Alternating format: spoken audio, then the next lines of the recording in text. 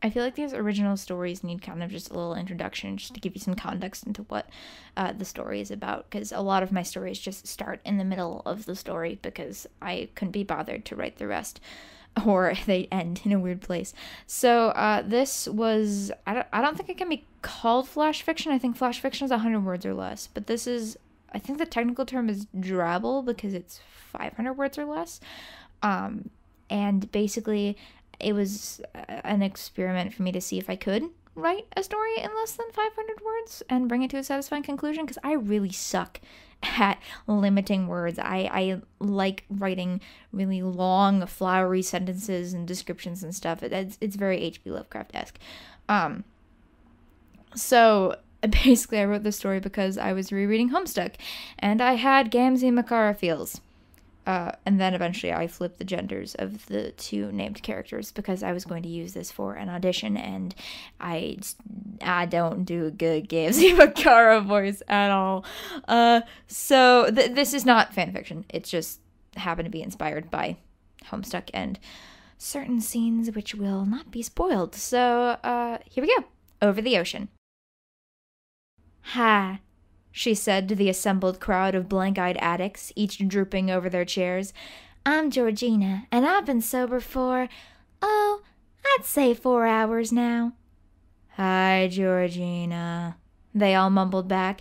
And let me tell you, she rasped in the slight southern accent that she'd been trying to get rid of for years, this shit's harder than it looks.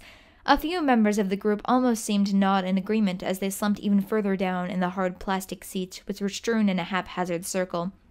You see, she continued, it all started with my father back when I was a kid.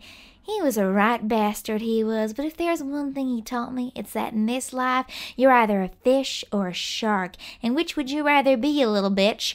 Of course, he would only impart his sound advice when he wasn't flat off his ass drunk, which wasn't often. For a while, I tried to be a shark, tried to do everything as my pop taught me. One of the AA members fell off of his chair, letting out one last feeble groan as he slowly bled out. But eventually, I realized that just wasn't who I was.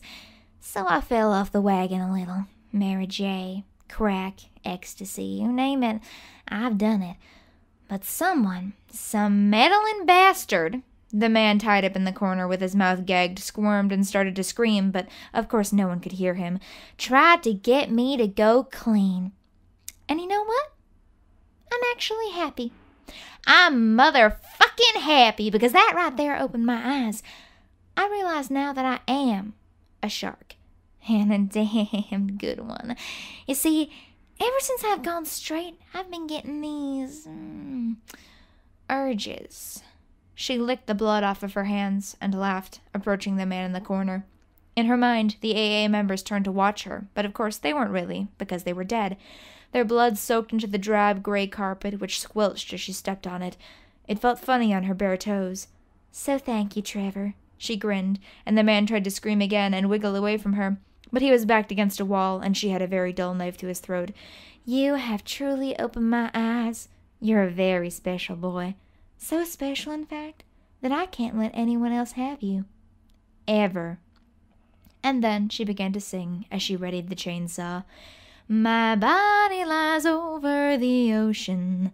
The man's screams were lost in the whir. My body lies over the sea. My body lies over the ocean. The man stopped screaming. Oh, bring back my body to me. She laughed as his head rolled across the floor.